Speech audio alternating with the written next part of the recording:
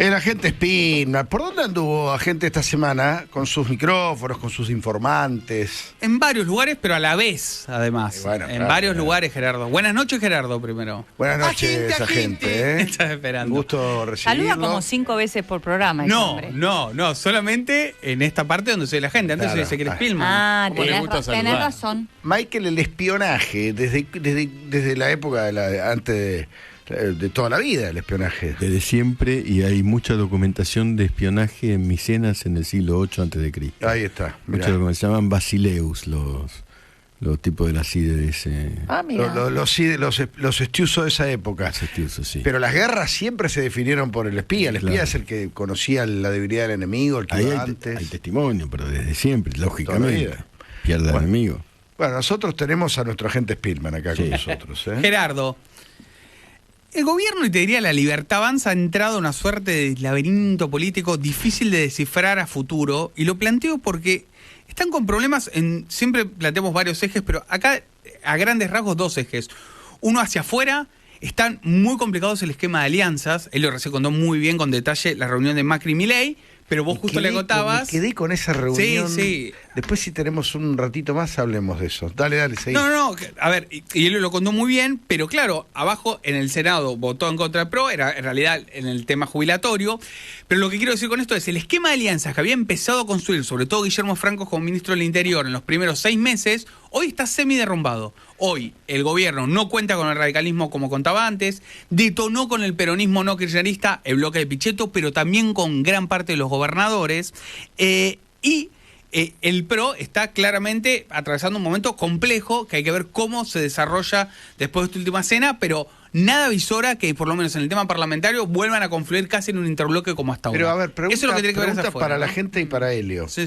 Esta ruptura con el PRO, que por lo que cuenta Helio, evidentemente no es personal. Macri y Milei se quieren, se aprecian, se valoran.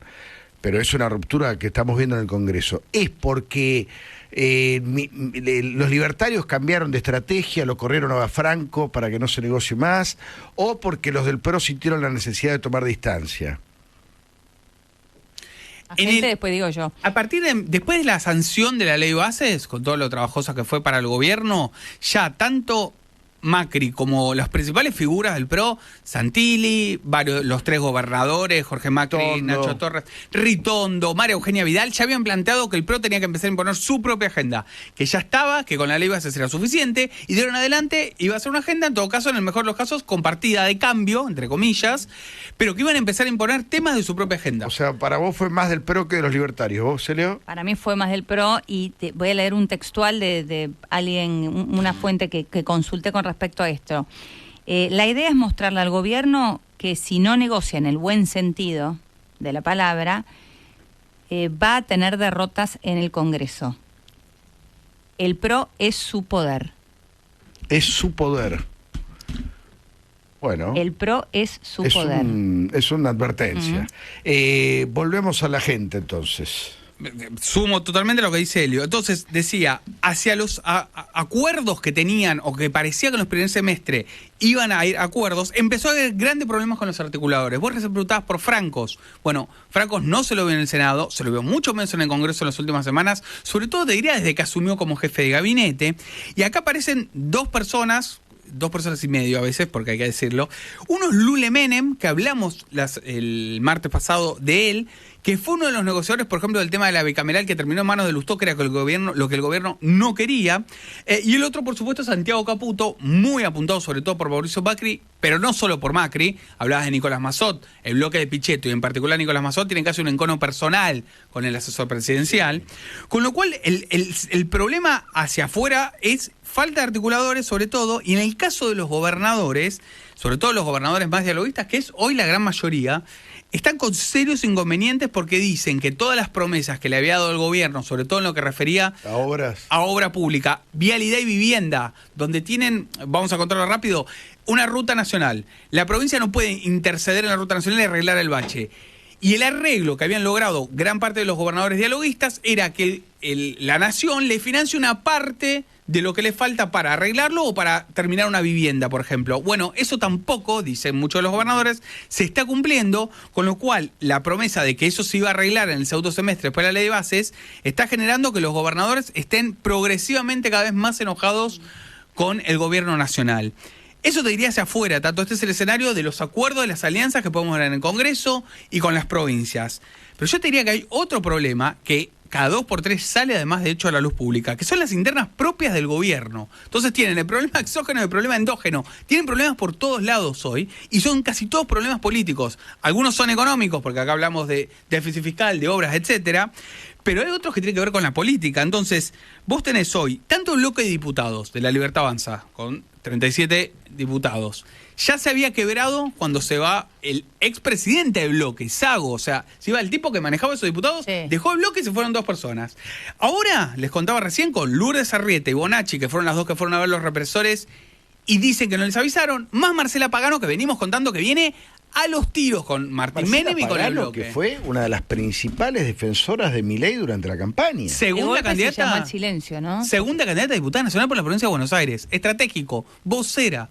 Y como dice Helio, se llamó a silencio muy enojada. Muy Acuérdense el enojada. escándalo por la presencia de la Comisión de Juicio Político. Ella pensó. Está embarazada, ¿viste? Sí. No Sí, lo entendí contó. bien cómo. Que te explique cómo se embaraza una mujer. Me la dejaste No, picando, no, era por un perdón. método, claro, Me la por un dejaste método. picando. No me quedó Creo que fue claro por el un método. método, porque no sé, no No, yo tampoco. sé si no fue estoy... con un padre, con una persona. Padre, Dejó como no, entender. No, Había una pareja, como que- no sé si fue. con si una vino de inseminación pareja artificial. o fue de inseminación. París, claro, no sé cómo fue. Está bien. Pero a ver, pero la situación. Salgamos de ahí. Quiero contarles algo. Y en el Salí de ahí, Senado. maravilla. Sí.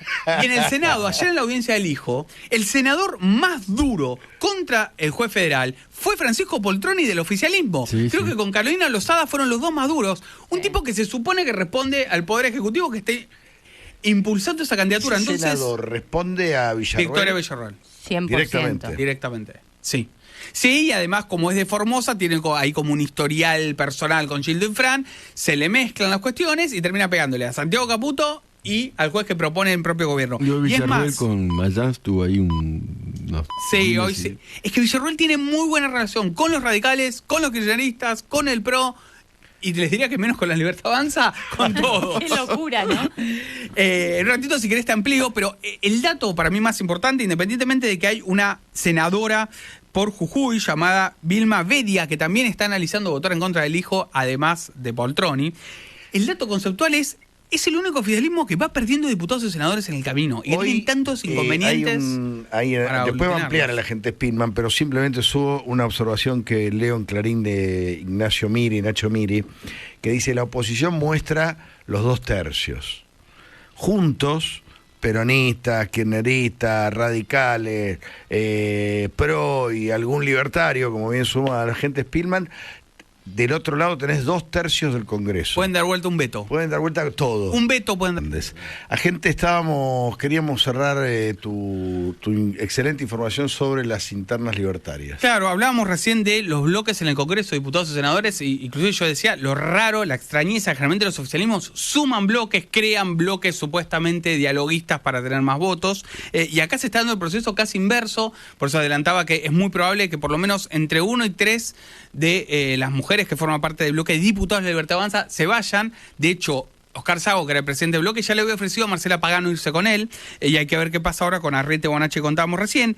Y en el Senado contábamos lo de Poltroni con Lijo, y que inclusive una senadora llamada Vilma Vedia de Jujuy podría llegar a votar también en contra del hijo.